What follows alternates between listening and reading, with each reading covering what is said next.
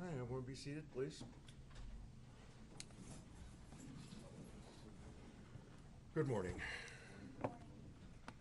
Let's call the case. Your Honor, we are calling the case of 20 CF 703, People versus Carlos Acosta. The state is present. Assistant State's Attorney Ashley Romero, State's Attorney Patrick Bailey, First Assistant Randy Freeze, as well as the defendant Carlos Acosta and the attorneys Rebecca Lee and Jamie Bond. All right, and once again, good morning. I see we have our friends from the press here today.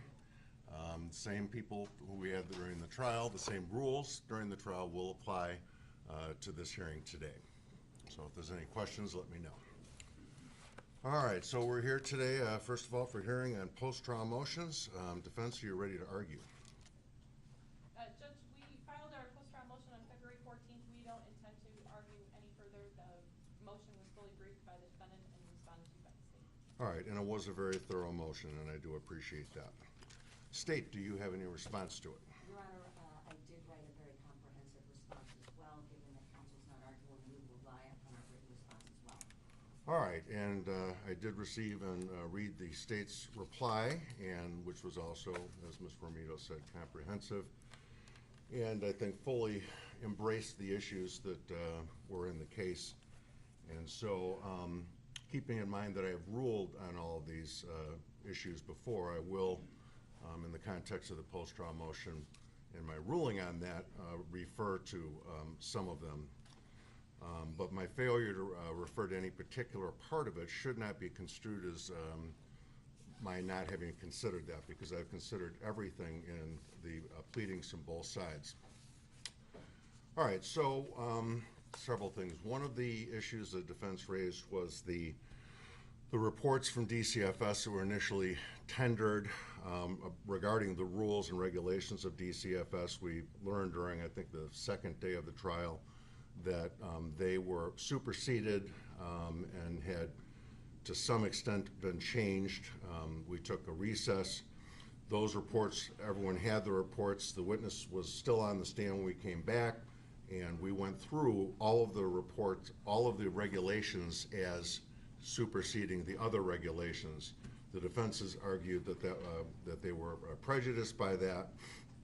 I find the defense was not prejudiced by that because in going through in detail all of the changes, and I use the word changes liberally, there really weren't many changes. They were almost exactly the same, and we went through every single one of them.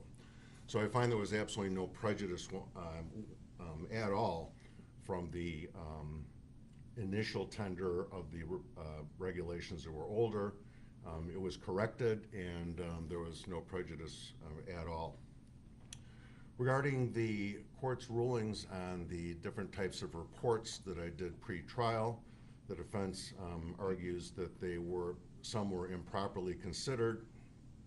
The court was very detailed in its findings pre-trial, considering the hearsay objections to many of these reports. And there are different types of reports which have different evidentiary rules, and I did consider those independently of each other. So the foundation issue, because the defense does refer to the foundation, is not an issue because there was a foundation for all the reports. And I did indicate in my pretrial ruling that there would still have to be a foundation. I indicated how I would view those reports were they admitted into evidence, but the foundation had to be laid for them to be put into evidence. And the court finds that the foundation was in fact laid for the reports.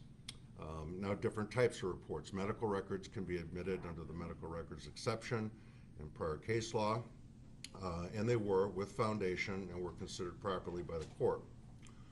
One thing that I should have probably been clearer about, I ruled regarding police reports that the fact that a police report existed in a particular place, identifying whatever situation had happened, whatever fact pattern had happened in the past, was only going to be considered by the court, and only was considered by the court to the extent that the reports were available, the reports made allegations.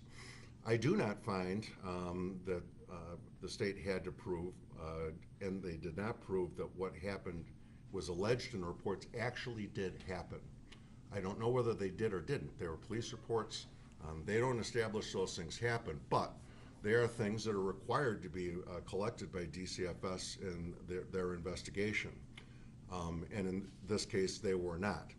But I should have been clear when I was referring to what would have occurred during the hearing on this case had an action been filed in juvenile court, because I did mention some things in the police reports.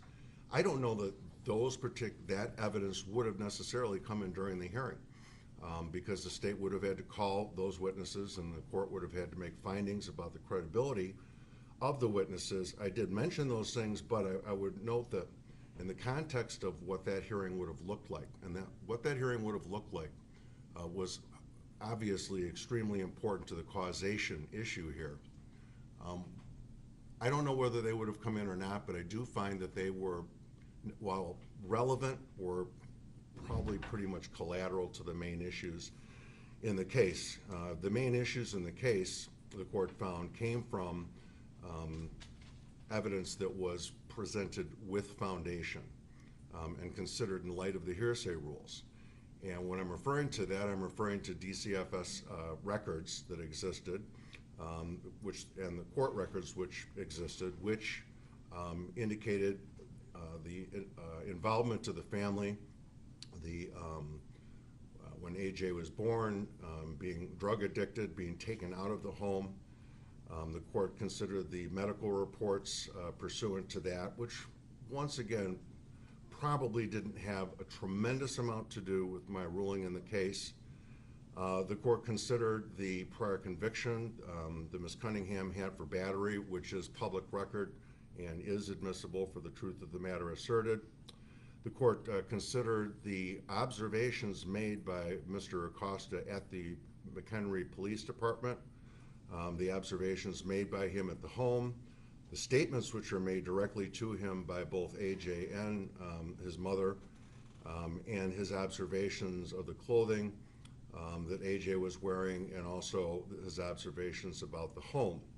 And also statements which were made to him by the emergency room doctor, specifically indicating that AJ had accused his mom of harming him during her interview and examination, and that she had abused him with a belt. His observations, direct observations of the wounds to AJ, which were very clearly not caused by a dog. And because of the size of the injuries, the location of the injuries, the pattern of the injuries would have been physically impossible for a dog to have done. Those were the main issues in the case that came in for the truth of the matter asserted, that came in with proper foundation. The fact that she admitted that she was a heroin addict, she had a history of heroin use, that she was using heroin withdrawal drugs, as was apparently her boyfriend, former boyfriend, who she was accusing to Mr. Acosta of stealing, possibly breaking into the house, but stealing her medication, which obviously would have showed to a reasonable person a significant concern about the stability of the home. And so the court finds that the court did view those exactly as I indicated that I was going to in my pretrial motions, and I'm confident that my rulings on those were correct based on significant case law and statute that apply to that type of evidence. There's another, not accusation, it's the wrong word, claim that expert testimony was not properly admitted, that it wasn't expert testimony, and that prejudiced the defense. Regarding the DCFS supervisor who testified, she clearly was an expert on the DCFS rules. The foundation was laid for that. Frankly, the court could have taken judicial notice of the DCFS rules, because under the rules of judicial notice, the court can consider what is, as the appellate courts have said, evidence that is easily ascertained. In this case, these are governmental regulations which are published and are used by a governmental body. But be that as it may, she had the foundation to identify the rules and regulations of DCFS. And so regarding what the defense characterizes as expert testimony from the prosecutor who was in juvenile court. Number one, the witness was an expert. The witness obviously had substantial experience in the juvenile system, was a lawyer, practiced in the juvenile system, and much of what she said about how hearings are held, what the procedures in juvenile court, this court is aware of. The law says that judges are presumed to know what the law is, and I do know what the law is. I have been in juvenile court. I am familiar with what the statutes are, what the procedures are in juvenile court. So the only thing that was really in any way different than things that the court was already aware of would have been the personnel. How many people were assigned to juvenile court, who would have worked with DCFS if there was a complaint made. And that testimony, number one, did not have to be introduced pursuant to any form of expert testimony at all. Anyone can testify a procedure in an office, and that's what she did. Now, she was an expert, but even if she wasn't an expert, she didn't have to be to tell me that there was one prosecutor. The prosecutor would be available 24/7 to DCFS, that the prosecutor would file documents in court. Those are all things that she could have testified to, even if she wasn't an expert. But once again, she was in fact an expert. So the court finds that the post-trial motion, based on the rulings that I've just referred to, as well as the rulings I've already made in this case, that the motion, the post-trial motion will in fact be denied. All right, so have both sides received the pre-sentence investigation? Yes, Judge. All right, State, do you have any additions or corrections to it? No, Judge. Defense, do you have any additions or corrections to it? No, Judge. All right, now I understand, and I've been in the email chain regarding witness testimony, being that we have extended media coverage, and I understand that the state intends to call 2 witnesses who are objecting to being videotaped, and I'm assuming that's still the right word to use in Judge, if I 2024. may, before we get to the media coverage issue, when we set this hearing, it was my understanding we directed the King County officer to be on Zoom to indicate whether the office had any addendums. Do we know if the probation officer from King County that prepared the PSI is available? I spoke with our court services yesterday, who was going to try to coordinate that to happen, so probably. We have no additions or deletions, but we haven't heard from the probation officer who authored the report. Okay, all right, and so being that there's no additions or corrections or controversy about the contents, whether we agree or disagree with anything that was said in those, we are in agreement that we don't need the probation officer here. Do we agree then? Both sides. The state doesn't have an objection. I've had no communication since setting this hearing with the probation officer, so I have no way of knowing if the author of the report has anything additional to offer. Okay, well, that would only really be relevant to me if you had a addition or correction to the report, and it sounds like you don't. We do not. Okay, all right, so a couple of things regarding State, would you please identify the 2 people who I understand are objecting to being videotaped? Yes, Judge, we are seeking to call 1 witness for live testimony, which would be Monica Zimron from the Office of the Inspector General. Okay. She is objecting to media coverage. All right. And then the other one involves a victim impact statement from a family member. Okay, and has she prepared that victim impact statement in writing? Yes. Has that been tendered to the defense? No, but I can do so. All right, so let's do that now, and I'm going to wait for the defense to read it and tell me if they have any objections to any part of it. If you could hand a copy up to me also. Sure.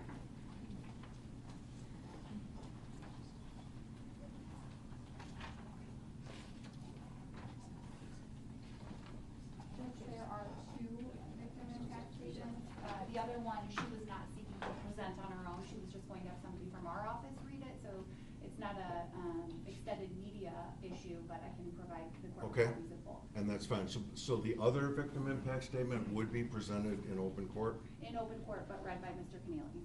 Okay, and that's fine. Defense, do you need a minute? I'm going to give you any time you need to look at these victim impact statements. Judge, our objection to the victim impact statements doesn't relate to the media request. Our objection is that the charge or charges of which Mr. Acosta was found guilty don't qualify under the statute for the victim to offer a statement. All right, so if you could further identify how they don't conform to the statute. 725 ILCS 120/6, which addresses a victim's right to be heard, specifically indicates in any case in which a defendant has been convicted of a violent crime, and then provides the conditions under which a victim impact statement can be offered. This crime is not a violent crime. Okay, state response. I've got this. Our response is that it does fall under the violent crime. 725 ILCS 123 subsection C6, where would illuminate where this would fall into a violent crime, and that we're looking at 2 misdemeanors that ultimately resulted in death and or great bodily harm. So it is codified where it falls under the violent crime. Because and they're not misdemeanors. They're not, but that's part of the statute. So we're not saying necessarily the forcible felony under the child endangerment, but anything under 9A, and I would specifically state under, no, they're not misdemeanors, but they're enhanced misdemeanors based upon the death and great bodily harm. And the spirit and the body of the law of 725 ILCS 120-3, which is the codification of our Constitution with respect to the Victims' Bill of Rights, I believe falls under it. All right, and defense, do you have anything to add? Yeah, C6 is a subsection of the definition statute under rights of crime victims, and C6 explicitly reads any misdemeanor which results in death or great bodily harm to the victim. Right. This is a class 3 felony. That I would submit to the court that that is not applicable. So the argument would appear to be a misdemeanor involving death or great bodily harm would be permissible, but a felony, which is obviously more serious, involving death or great bodily harm would not be covered by the statute, which I think is counterintuitive. That is part of our argument, Judge. The argument, more summarily, is that the statute is incredibly explicit about what is allowed with respect to rights of crime victims. It specifically defines what victims have a right to be heard at sentencing, and that this charge does not qualify. Just a follow-up response. In the context of violent crime, as I've articulated that it does fall under that, the Act provides the trial court with the discretion to allow any persons impacted by the crime who are not even victims to make a statement. So it's certainly well within your discretion to allow them, and stating that this is a violent crime, the Act says shall allow one representative. Is reckless homicide specifically delineated, and I know that's not the charge here, but is that specifically delineated as one of the permissible offenses? It is, Judge. If you look at 120-3, it specifically makes a reference to any thing under 9, which would be murder, involuntary manslaughter, and reckless homicide. Certainly motor vehicle accidents are parsed out entirely separately and have less discretion. But anything under subsection 9 is part of 120-3. All right. Defense, anything else? No, Judge. All right. The reason why I bring up reckless homicide, and I figured that it probably was specifically delineated, the court obviously has to construe the intent of the legislature. Reckless homicide, wherein very commonly victim impact statements are given by the survivors or family members of the decedents, is allowed in a situation where reckless behavior caused an accident. In this case, the defendant has been convicted of reckless behavior which caused a death, which led to a death, and that was my finding during the case. So I find that the legislature intended that the victim impact statements would be allowed in this case. It's impossible to codify every single type of offense, and I don't think the legislature tried to do that. And so looking at the intent of the legislature, I will allow the victim impact statements in, but I will also at the same time consider them in the fashion that they should be considered. All factors that I rely on very heavily in my sentence I will delineate when I'm pronouncing it. Subject to that ruling, then, Judge, we have no objection to the media objection of the family member who wishes to Okay, so, press, we are not going, there's the victim impact statement, which will be read. Well, the victim impact statement, as read by Mr. Keneally in one situation, can be videotaped. The Inspector General's testimony on the witness stand will be not videotaped. Judge, if I could be heard on that, the defendant is objecting to there being no media coverage of that live witness testimony. It's our position, there's no legitimate privacy interest of that government worker presumably testifying to the contents of the public document, the IG report that was generated as a result of the investigation. Okay, so I'm not sure you have standing to make that objection. I'm pretty sure you don't, actually. It's within the court's discretion. The Supreme Court rules is very clear that it's almost an irrebuttable presumption that the court has the discretion to determine whether testimony will be or will not be reproduced in any fashion, and I find that it's not necessary. And regarding the fact whether this is not depriving the press in any way of covering it, because the press is sitting right there, and I'm sure they'll be writing down whatever is said if they wish to cover it. So no one is being prohibited from covering or summing up what that witness says. So once again, that witness will not be videotaped. But I'm in no way putting any form of gag order on the press that it cannot be reproduced or referred to. Judge, may I just ask for clarification? Does this also include no audio? Everything shuts Correct. down? No audio or video. Okay. Thank you. And that was our representative from WGN for the record. So. Does that include a still? Pardon me? Does that include a still photograph? Yes. Okay. All right. So that having been said, State, you can proceed with your aggravation.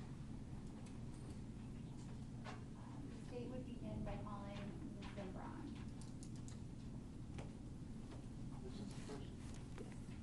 Yes, this is, the witness will not be, this is with she's with the Inspector General's office? Yes.